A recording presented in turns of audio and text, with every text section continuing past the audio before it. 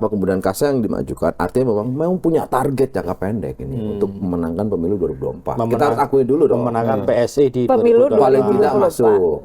Yang kedua, tadi potensi kelompok relawan Jokowi itu yang katanya sempat ke Pak Prabowo, sempat ke Ganjar. Dan ada sebagian yang disuruh sabar, ojo gusa-grusu di Bogor, kan begitu kan.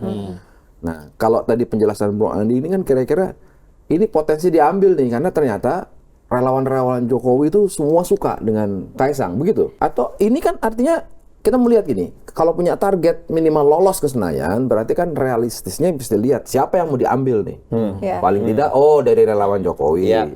Kan di pidato juga Kaisang sebutnya langsung relawan Jokowi. Sebab gitu kalau kan? nyebut anak muda 64% kan abstrak, belum tahu yang mana, di mana posisinya. Tapi yang sudah terklaster kan ya Jokowi. Disitulah kemudian saya tadi bilang, langsung aja sebut. Memang PSI ini mendapatkan tugas dari Jokowi untuk menang dan lolos ke DPR, untuk mengubah konstelasi DPR selama ini yang bikin repot dia selama 10 tahun menjadi presiden. Amin. Kan gitu kira-kira kan? Ini usulanku, kalau itu dimunculkan lebih terang benderang oleh semua elit-elit PSI, lebih jelas bunyinya. Tidak ada lagi partai besar yang marah ya kan? Oh ini tujuannya gerogoti gue, bukan. Ini cuma mengganggu sedikit-sedikit. Enggak lah Mas Yogi. Ya? Kita pertama gini ya.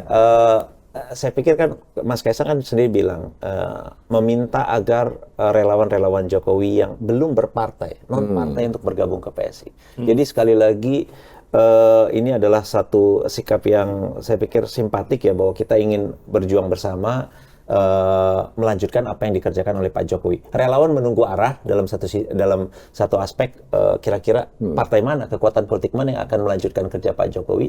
Di sisi lain, Mas Kaisang bilang relawan yang belum berpartai. Jadi sekali lagi ini clear ya. Jadi terima kasih Mas Yogi membantu menjelaskan bahwa memang, karena setelah ini kita mau nanya bahwa memang ya terus terang, apa yang menjadi visi Pak Jokowi ini tidak akan bisa berlanjut tanpa satu kekuatan politik yang konkret di parlemen pusat.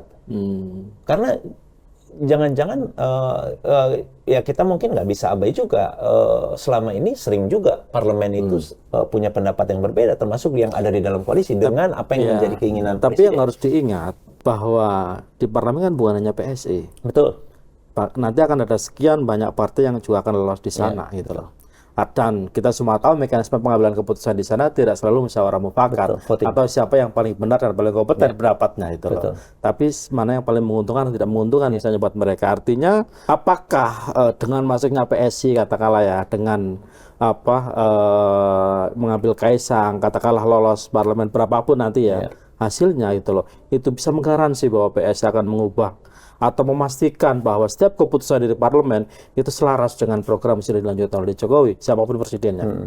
Ya minimal kan ada satu kekuatan politik yang akan merepresentasikan satu suara. PSI kan selama ini konsisten mendukung atau sepakat memperjuangkan apa yang menjadi legacy atau visi Pak Jokowi itu akan untuk terus dilanjutkan.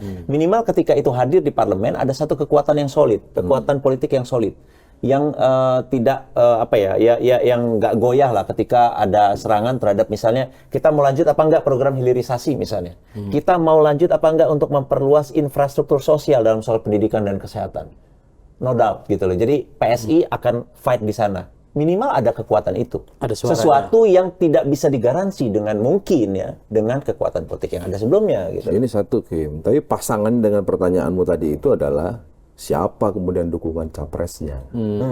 Itu satu, nggak mungkin jalan sendiri. Itu tadi, karena dua sisi mata uang, legislatif, satu lagi siapa presidennya. Nah, yang seingat kita kan baru saja. Tapi dengan maksudnya kan? Kaisang udah aman lah Mas. Kemana? Lihat tinggal mana Pak Lurah akan mengarahkan dukungan udah aman, udah di kapling. Itu problemnya kan udah mengalur dukungan ke Ganjar.